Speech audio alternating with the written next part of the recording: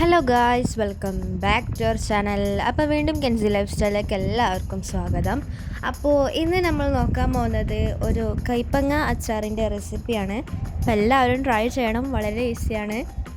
Channel ലൈക്കും സബ്സ്ക്രൈബും കമൻറ്റും ഷെയറും ചെയ്യുക. സബ്സ്ക്രൈബ് ബട്ടൻ്റെ തൊട്ടടുത്തുള്ള ബെല്ലൈക്കണും കൂടി ഒന്ന് ക്ലിക്ക് ചെയ്ത് ഓൾ ഓപ്ഷനും കൂടി ചൂസ് ചെയ്യുക. അപ്പോൾ നമുക്ക് നേരെ വീഡിയോയിലോട്ട് പോകാം.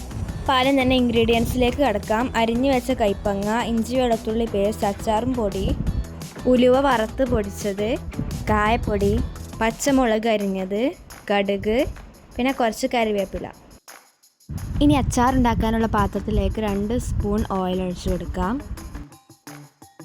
എന്നിട്ട് അതിലേക്ക് 2 സ്പൂൺ കടുക് ഇട്ട് കൊടുക്കാം. എന്നിട്ട് അതിലേക്ക് അരിഞ്ഞു വെച്ച പച്ചമുളക് ഇട്ട് കൊടുക്കാം. എന്നിട്ട് മാറ്റി വെച്ച കറിവേപ്പില ഇട്ട് കൊടുക്കാം. ഇനി അതിലേക്ക് 2 സ്പൂൺ ഇഞ്ചി വെളുത്തുള്ളി പേസ്റ്റ് ഇട്ട് കൊടുക്കാം. എന്നിട്ട് നന്നായിട്ട് മിക്സ് ചെയ്ത് കൊടുക്കാം. ഇനി അതിലേക്ക് 2 സ്പൂൺ അച്ചാറും പൊടി ഇട്ട് കൊടുക്കാം. എന്നിട്ട് നന്നായിട്ട് മിക്സ് ചെയ്യാം.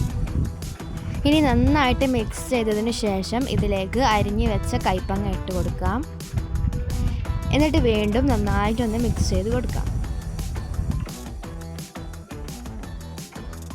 ഇനി ഇതിലേക്ക് ആവശ്യത്തിനുള്ള ഉപ്പിട്ട് കൊടുക്കാം.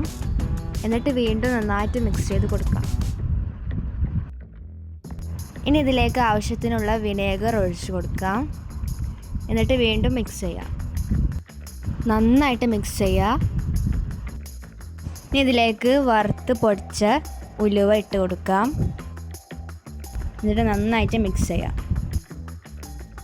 ഇനി അതിലേക്ക് കായപ്പൊടി ഇട്ട് കൊടുക്കാം. എന്നിട്ട് നന്നായിട്ട് മിക്സ് ചെയ്യാം.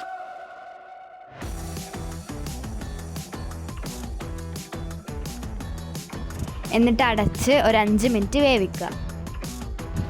5 മിനിറ്റിന് ശേഷം നമ്മൾ കൈപ്പങ്ങ അച്ചാർ നന്നായിട്ട് ഇവിടെ വെന്ത് വന്നിട്ടുണ്ട്.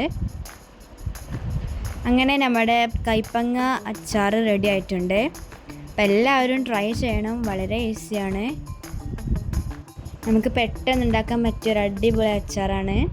ഇതിൻ്റെ മുന്നേ ഞങ്ങൾ ഈത്തപ്പഴ നാരങ്ങ അച്ചാറിൻ്റെ റെസിപ്പി ഇട്ടിരുന്നു, വെള്ള നാരങ്ങ അച്ചാറിൻ്റെ റെസിപ്പി ഇട്ടിരുന്നു, പിന്നെ നാരങ്ങ അച്ചാറിൻ്റെ റെസിപ്പി ഇട്ടിരുന്നു. അപ്പോൾ എല്ലാവരും അതൊക്കെ ഒന്ന് പോയി കാണുക.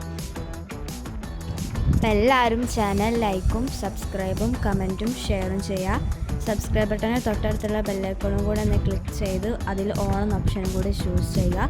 എന്നാൽ ഞങ്ങളെ എല്ലാ വീഡിയോയിലെ നോട്ടിഫിക്കേഷൻസും നിങ്ങൾക്ക് കിട്ടുന്നതായിരിക്കും. അപ്പോൾ നമുക്ക് ഇതേപോലത്തെ പുതിയ റെസിപ്പീസുമായിട്ട് വരാം. അപ്പോൾ അതുവരേക്കും ബൈ.